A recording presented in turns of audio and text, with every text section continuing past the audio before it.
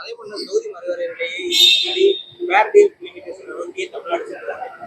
புதுசா தமிழக வந்த பிறகு நோ டீலிமிடேஷன் மாறிடுறாங்க. காங்கிரஸ் இந்த கூட்டணியில போய் ஃபேர் டீல் லிமிடேஷன் வந்தாங்க. தமிழக வந்து நோ டீலிமிடேஷன் மாதிரி வேற ஏதோ ஒரு பிரச்சனை. அதாவது காங்கிரஸ் வந்து பாத்தீங்கன்னா 3 மாதத்திற்கு முன்பு அங்க நாடாளுமன்றத்துல வந்து பிளக்கார்டு வச்சிருந்தாங்க ஃபேர் டீலிமிடேஷன். இப்போ காங்கிரஸ் வந்து 3 மாதத்திற்கு பிறகு வந்து நோ டீலிமிடேஷன். இந்த 3 மாதத்துல காங்கிரஸ் என்ன ஆச்சு? என்ன பிரச்சனை உங்களுக்கு? மத்திய அரசுல நாடாளுமன்றத்துல அவங்க சொன்னாங்க நாங்க ஃபேர் டீலிமிடேஷன் எல்லாத்துக்கும் அக்ராஸ் தி போர்ட் 50 விழுக்காடு எல்லாத்தையும் உயர்த்துவோம், 50% increase all across all the states pro rata பேசிஸ்ல சொல்றாங்க. இதுதான் ஃபேர் டீலிமிடேஷன். இல்ல யாருக்குமே எந்த பாதிப்பும் வரப்போறது கிடையாது. ஒரு சில வாதங்கள் என்னன்னா தென் மாநிலங்களுக்கு வந்து மிக எண்ணிக்கை குறைவா வரும், வட மாநிலங்களுக்கு எண்ணிக்கை அதிகமாகும். அதனால நாளைக்கு அங்க யார் ஆட்சிக்கு வராங்களோ வட இந்தியர்கள் ஆட்சிக்கு வந்தால் அதனால வந்து அங்க அரசியல் சாசன சட்ட திருத்தம் வந்து கான்ஸ்டிடியூஷன் அமெண்ட்மெண்ட் வருதுங்கிறதெல்லாம் அந்த வாதம் எல்லாம் வந்து அது அரசியல், அது தேர்தல். உத்தரப்பிரதேசில கடந்த நாடாளுமன்ற தேர்தலில் கிட்டத்தட்ட 50 விழுக்காடு தொகுதியில் எதிர்கட்சியில் வெற்றி பெற்றார்கள். இந்தியாவில மிகப்பெரிய மாநிலம் உத்தரப்பிரதேசம். அதுல 80 எம்பிக்கள் இருக்குது. அந்த உத்தரப்பிரதேசில 50% of nearly 50% of the seats in Uttar Pradesh were won by the opposition parties. அதனால இது ஏதோ இவங்க பிஜேபி தான் ஜெயிச்சிருவாங்க எல்லாம் வந்துருவாங்க அப்படிலாம் அந்த எண்ணத்துலதான் காங்கிரஸ் இப்போ அவங்க நிலையை மாத்தி இருக்கிறாங்க. இப்போ from fair delimitation to no delimitation. அது என்ன மாற்றம் அதுல 3 மாதத்துல? அமித்ஷா அவர்கள் நாடாளுமன்றத்துக்குள்ளேயே ஒரு அஷூரன்ஸ் கொடுத்திருக்கிறார். என்னன்னா இது வந்து மக்கள் தொகை அடிப்படையில இந்த மறுசீரமைப்பு இல்ல, இது வந்து பர்சன்டேஜ் அடிப்படையில விகிதாச்சாரம் அடிப்படையில இந்த கொண்டு வர போறோம் சொல்லியிருக்கிறார். ஆனா ஏற்றுக்கிறது என்ன பிரச்சனை எனக்கு புரியல. கோவையில ஒரு கல்லூரி மாணவரை வந்து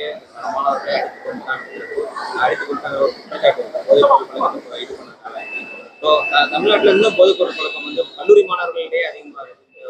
அதுதான் இந்த 5 ஆண்டு காலம் வந்து அந்த பழக்கத்தை ஊக்குவித்துன்னா மறைமுகமாக நேரடியாக எல்லா வகையிலையும் ஊக்குவித்தது கடந்த திமுக ஆட்சி தான். இன்னும் அதுல இருந்து நம்ம வந்து வெளியே வரல, மீட்டெடுக்கல. ஏன்னா லட்சக்கணக்கான இளைஞர்கள் இந்த போதை பழக்கத்துக்கு அடிமையாகி அவங்க மீட்டெடுக்க வேண்டும், கண்டறிய வேண்டும், அந்த சோர்சஸ் எல்லாம் வந்து அது குறைக்க வேணும், எல்லாம் இருக்கு, நிறைய பிரச்சனைகள் இருக்கு. அதுல இன்னும் தீவிரம் இந்த அரசு காட்டப்படும். முதலீடுகள் வந்து வெறும் 3 மாதத்திலேயே 1 லட்சம் முதலீடுகள் அரசோட நிலைப்பாடு இல்ல அது ஆர்வமா நிச்சயமா முதலீடு வேணும், முதலீடு வேண்டாம் இல்ல, முதலீடு வேணும். அந்த அறிவிப்புகள் வந்து உண்மையான முதலீடா இருக்கணும். புரிந்துணர்வு ஒப்பந்தம் என்பது ஏதோ ஒரு மெமரண்டம் அண்ட் எம்ஓயு, அது வந்து உண்மையான முதலீடா வரணும். வந்தால் நிச்சயமா மகிழ்ச்சி. அது என்ன சீக்கிரட்டு தெரியல எனக்கு.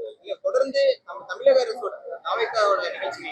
அரசோட நிகழ்ச்சிகள்ல எதுவுமே பத்திரிகையாளர்கள் உள்ள அனுமதிக்கல, எந்த ஊடகங்களும் அனுமதி இல்லை, ஒரு போக்கு வந்து கடைபிடித்து வராங்க. ஜனநாயகபூர்வமான அரசு என்பது இது ஒன்று பொதுவானது.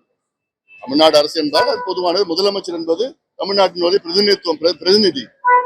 சமீபத்திலோட இந்த தமிழக முதலமைச்சர் வந்து கர்நாடகா போறாரா போலையா, பேச்சுவார்த்தை போறாரான்னு எங்களுக்கு யாருக்கும் தெரியல. அது என்ன மறைமுகம்? அதுல என்ன மறைக்க வேண்டியது என்ன இருக்கு? வெளிப்படைத்தன்மை இருக்கணும். நிச்சயமா வேற எந்த நிகழ்ச்சியில் இருந்தாலும் சரி, நிச்சயமா அது வெளிப்படைத்தன்மையா இருந்து உண்மையான என்ன நடக்குது எல்லாம் எல்லாருக்கும் தெரியணும். அதான் வந்து ஜனநாயக முறை. காவேரி மேகதாது விவகாரத்துல அனைத்து கட்சி கூட்டத்தை கூட்டணும் அப்படின்னு சொல்லிருக்கீங்க.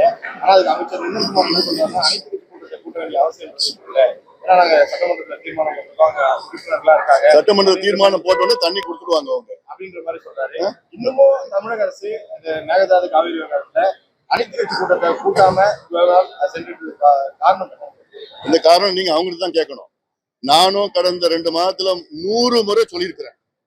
இந்த அரசுக்கு நான் 100 முறை கோரிக்கை வச்சிருக்கிறேன். தயவு செய்து அரசு அனைத்து கட்சி கூட்டத்தை கூட்டி ஒருமனதாக எல்லாமே நம்ம அணுகுவோம். இந்த பிரச்சனையை, இது தமிழ்நாட்டினுடைய பொது பிரச்சனை, இது அவசியமானது.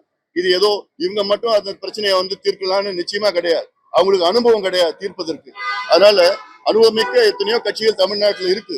அவங்க கிட்ட யோசனைகள் ஆலோசனைகள்லாம் கேட்டு அதுக்கப்புறம் ஒரே அணுகுமுறை போட்டு இப்போ 3 முறை இந்த 2 மாதத்துல 3 முறை மத்தியில் இருக்கிற அரசு நீர்வளத்துறை ஆணையம், காவிரி ஆணையம், அந்த ஒழுங்கு நடவடிக்கை ஒழுங்காற்று குழு எல்லாமே 3 மாதத்துல 3 முறை ஆணைட்டு, சரி 2 மாதத்துல 3 முறை ஆணைட்டு இருக்கிறாங்க. கர்நாடகா தண்ணி திறந்து விடணும். நேத்து கூட ஒரு ஆணைட்டு இருக்கிறாங்க. 10,000 கண்ணாடி ஒரு ஒரு வினாடிக்கு திறந்து விடணும், கிட்டத்தட்ட ஒரு நாளைக்கு ஒரு டிஎம்சி திறந்து விடணும், 15 நாள்ல 15 டிஎம்சி திறந்து விடணும். அவங்க திறந்து விடலையே, அப்புறம் என்ன செய்யணும்? அப்புறம் உச்சநீதிமன்றம் நிச்சயமா வழக்கு போடணும். ஆனாலும் ஒரு சட்ட அழுத்தம் கொடுக்கணும், ஒரு அரசியல் அழுத்தம் கொடுக்கணும். பிரதமரை எல்லாமே சேர்ந்து கூட்டிட்டு போய் ஒரு முதலமைச்சர் போய் சந்திக்கிறாருன்னா நேஷனல் நியூஸ், இது நேஷனல் நியூஸ். இது ஏன்னா இந்தியாவில ஒரு மாநிலம் மத்திய அரசை மதிக்கல, உச்சநீதிமன்ற தீர்ப்பை மதிக்கல, கடந்த கால ஒப்பந்தங்களை மதிக்கல ஒரு மாநிலம்னா இது எல்லா மாநிலத்துக்கும் தெரியணும். அது ஒரு அழுத்தம், இதுதான் ஒரு அரசியல் அழுத்தம். இந்த அழுத்தம் நான் கொடுக்க மாட்டேன், இல்ல நான் மட்டும் தான் அந்த பிரச்சனையை நான் பார்ப்பேன். அப்புறம் வந்து மறுசீரமைப்புக்கு ஒரு அனைத்து கட்சி கூட்டத்தை, அனைத்து கட்சி இல்ல அனைத்து எம்பி கூட்டத்தை கூட்டுறீங்க.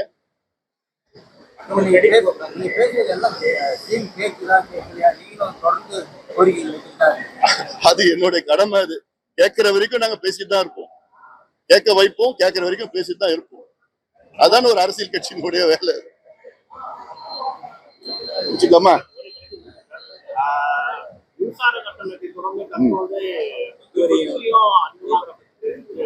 இல்ல, இப்போ சமீபத்துல கூட ஒரு சிறு தொழில் செய்கின்ற ஒரு சிறு தொழில் முதலாளி என்னிடம் தொலைபேசியில் தொடர்பு கொண்டு, நாங்க வந்து எல்டி கனெக்ஷன் வச்சிருக்கிறோம், இந்த எல்டி கனெக்ஷன் திடீரென்று இந்த மாதம் இப்ப அவங்க வந்து கிட்டத்தட்ட ஒரு 15 லட்சம் கட்டிட்டு இருக்காங்கன்னா, கரண்ட் பில் கட்டிட்டு இருக்காங்கன்னா, இந்த மாதம் கூடுதலா ஒரு 15 லட்சம் ஏதோ டெபாசிட்டுக்கு கேட்கிறாங்க. இது தமிழ்நாட்டுல எல்லாமே இருக்கு, குறிப்பா சென்னை பகுதியில் இருக்குன்னு சொல்லிட்டு இருக்கிறாங்க. இது என்னன்னு யாருக்கும் புரியல. இது வந்து இபி டிபார்ட்மெண்ட்ல வந்து தெரியப்படுத்தணும். கரண்ட் பில் வந்து உயர்த்துவது அது ஒரு பக்கம், அதுவே கண்டனம், அதை கண்டிக்கிறோம். இது இல்லாம வந்து திடீர்னு வந்து ஒரு மாத கட்டணத்தை வந்து டெபாசிட்டா 15 லட்சம் டெபாசிட் எங்க போவேன், நானே நட்டத்துல தொழில் செஞ்சுட்டு இருக்கிறேன்னு என்கிட்ட சொன்னார், கடந்த வாரம் சொல்லியிருக்கிறார். இதை வந்து நிச்சயமா அரசு அது என்னன்னு விளக்கி சொல்லணும். அதே போன்று சென்னையில கூட பாத்தீங்கன்னா சொத்து வரி பாத்தீங்கன்னா கிட்டத்தட்ட வந்து சில சொத்துக்கள் வந்து 300 விழுக்காடு உயர்த்தப்பட்டிருக்கிறது. சிலது வந்து 100 விழுக்காடு, சிலது வந்து 50, சிலது வந்து 30. இப்படி எந்த அடிப்படையில் நீங்க உயர்த்திருக்கிறீங்க என்ன விளக்கம் சொல்லணும். நீங்க புது அரசு 3 மாதம் வந்திருக்கீங்க, நீங்க அதிகாரிகள் என்னென்ன சொல்றாங்களோ அது எல்லாமே கேட்டுக்கிட்டு நீங்க அப்படி நடைமுறைப்படுத்தக்கூடாது. அதிகாரிகள் அவங்களுக்கு ஏற்பதான் சொல்லுவாங்க. ஆனால் அவங்க என்ன சொல்றாங்களோ அப்படியே நடைமுறைப்படுத்துவது அது ஒரு நல்ல அரசுக்கு அழகு கிடையாது, நல்ல நிர்வாகம் கிடையாது. அது என்ன ஆராய்ந்து அலசி ஆராய்ந்து அது பண்ணணும். அதான் நிச்சயமா செய்யணும். ஏன்னா மக்களுக்கு எதுவும் இன்னும் பாரம் கொடுக்காதீங்க. மக்கள் இன்னும் பாரத்துல இருக்கிறாங்க. வேலை இல்ல, தொழில் இல்ல, வாழ்வாதாரம் கிடையாது, எல்லாமே கடன் சுமையில இருக்கிறாங்க. விவசாயிகள் கடன் சுமையில இருக்கிறாங்க, எல்லாமே கடன் சுமையில தான் இருக்கிறாங்க. கூடுதலாக அவங்களுக்கு சுமை கொடுக்காதீங்க. சொத்து வரி, வீட்டு வரி, மின்சாரம் கட்டணும், பேருந்து கட்டணும், பால் விலை எல்லாத்தையும் உயர்த்தி அப்புறம் வேற எங்க போவாங்க மக்கள்?